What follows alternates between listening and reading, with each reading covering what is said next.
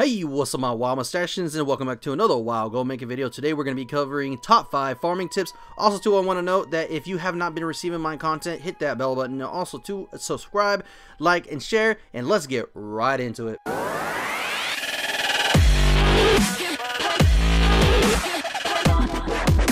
Alright, my mustachians, in at number 5 is actually farming for battle pets. Now, the number one tip I want to give you is server. Now, the thing is that a lot of people have, their farming methods and so forth and everything, and they like to farm on their own server and so forth. This is not the way you should do it for battle pets. Now, for items, yes, that's a whole different thing, but for battle pets, you need to actually find the lowest server you can. As you can see, we have 3 servers put up, a high, a medium, and a low, okay? If you can notice, all 3 spots are the same, and they're so totally different between a 2 and 1. The low server, you literally can tag everything and get everything you want, but the high and medium, they are nowhere near that. You have to compete all day long. So my big tip for number 5 is actually go to low servers, learn the pet if it drops, and then just go to your another tune that's on the high server and, put it in a cage, sell it. That's the 101 of gold making for battle pets that you have to do. So let's move on to number 4. Alright, my mustachians, in at number 4 is actually going to be fast versus slow. Now, the thing is that if you actually have a faster character, you're going to win all the time when you're actually farming items.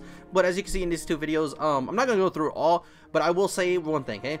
One of the biggest things you can do right here, which I'm going to show you another video too as well, is go buy speed gear. You got to remember, a lot of times people are farming old content is actually way below their eye level. So basically, getting speed gear from the auction house or doing it this way too as well, which is dauntless tokens on the Broken Isle, you can actually get speed gear real quick. Now, once you get speed gear, and you have Bear Tartar, and you actually have all the speed that you can do, you're going to be farming like a boss. Now, a regular fast way, the average fast is going to take you from multi-core, if you actually just do the mob packs, going to take you probably anywhere from 4 to 6 minutes at the max. If you're not doing the full, burning rush like I didn't do in this video, but I should have done.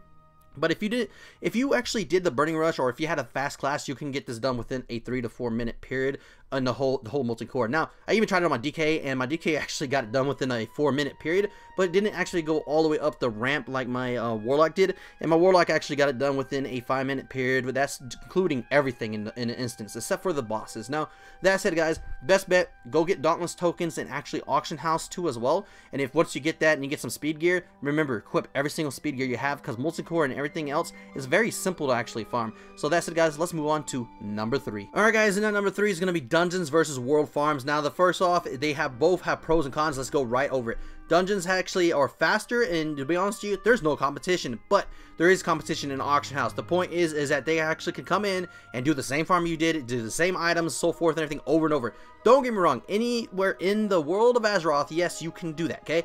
But dungeons are very easy, and the value of the items drops so dramatically that you're like, okay, what's the point? Now, that said, there is a big pro. If you pick the right dungeon, you can actually get items that no one else got if you're lucky with RNG Jesus. RNG Jesus always goes for every single farm you do. So remember, it's not the YouTuber, it's not anybody else who says, oh, I got this and all stuff, and you don't get it. Don't blame that person. It's RNG Jesus. Blame him. Now, that said, I will say too as well, is that there's good dungeons out there. Go check out the verses in the description. You're going to love it, guys. It's Iron Docks. If you miss it, Iron Docks is just amazing. They drop so many items that are going for so much. I've sold almost 99% of that stuff. So that said, let's get into world farms. World farms are slower depending on realm because rares and mobs that you want to actually farm are also down, which sucks because, you know what? It would be great to have that 100k to 200k item that rarely drops, but people are just going to be sitting there and tagging them. They do not care if you're going to want to come and tag. They will not wait for you because that's the World of Warcraft. So that said, you're going to have a bad time when it comes to world farms. There is a lot of good world farms, but you got to find them. Now, that said, there's a lot of items you can use in world farms, and that is Looter Ring and WAD and a few other ones that are in other expansions. But honestly, you're not going to want to do that when you can auto loot. So that said, guys, let's get into number 2. All right, guys, and then number 2 is going to be really short and sweet, and that is actually basically dungeons whenever you get to the last part of the dungeon. Let's say the last part is so long and you're like, man, I gotta run back. Don't do that, guys. What you're gonna want to do is actually start a group and then leave the group. It will kick you out within a minute. Now, the thing is, I suggest you do this, okay? Before you get to the last boss, start a group, right? And you actually leave the group, and by the time you get to the last boss, the time will already be up and it will kick you out. So best bet is do it right before the last boss, maybe 2 minutes, two bosses before or something like that. It depends on how fast you actually farm and actually get kicked out of that dungeon. Now, that's it, guys. Let's move on to number 1. Alright, guys, and at number 1, we're gonna actually be going over the most important thing that I can just tell y'all, and that's having fun and time. Now the thing is, time comes into play with any farm, okay? You're gonna take 30 minutes to an hour. It depends on how long the farm is. Now if you're expecting to get a amazing drop within 5 minutes, you're just deadly wrong. Even in 30 minutes, sometimes it takes days to get a drop, and a lot of people know this. So when you're doing these farms, make sure you're having fun with them, because you're going to be killing the same mob over and over and over again, and it gets tedious. So basically you're going to want to do something on another monitor, a phone, so forth, to keep you active, to keep you, you know, in that mindset of let's farm, let's keep on farming. A lot of people break after 30 minutes to an hour for some reason. I don't know, it's just something about, you know, like you have to do something else. Or I mean, I understand life, but if you have the time, guys, you need to do something else while you're actually farming. Because honestly, me personally, I like to talk fast. Y'all know this already. I'm hyper, so forth.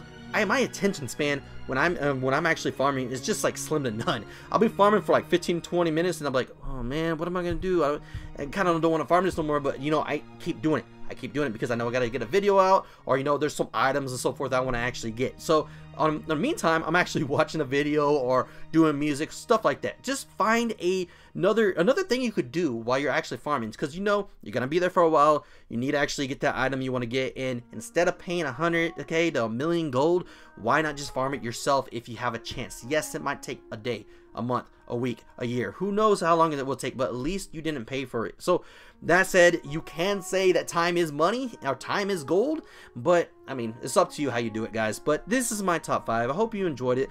And you know what, honestly, really shouldn't be in an order, but you know, I just did it because I like the countdowns. It's really fun. Now that said, guys, in the comments below, let me know what tip you would give someone if they were new to gold making, or if you were, you know, old. I will be doing a WoW token giveaway starting next week, so if you're a subscriber, you're going to be right into it, but only if you comment on this video, and only if this video gets 500 views and at least 20 likes, then we can start doing the giveaway. I really want to give you all a token away because pre-patch is coming, guys. Pre-patch is Tuesday, and also too as well the new expansion. So I know some of y'all want that free, you know, free WoW token in and get it. I've given out, I think, like almost 20 WoW tokens total. I don't know how many WoW tokens give. I get so many out before I stop doing them. Now that said, guys, let me know in the comments below what you thought about this video, and as always, stay stashy. I'm gonna be doing raids instead of dungeons this time. Now the thing is about raids, they actually consider to be a lot less than dungeons whenever it comes to farming. Now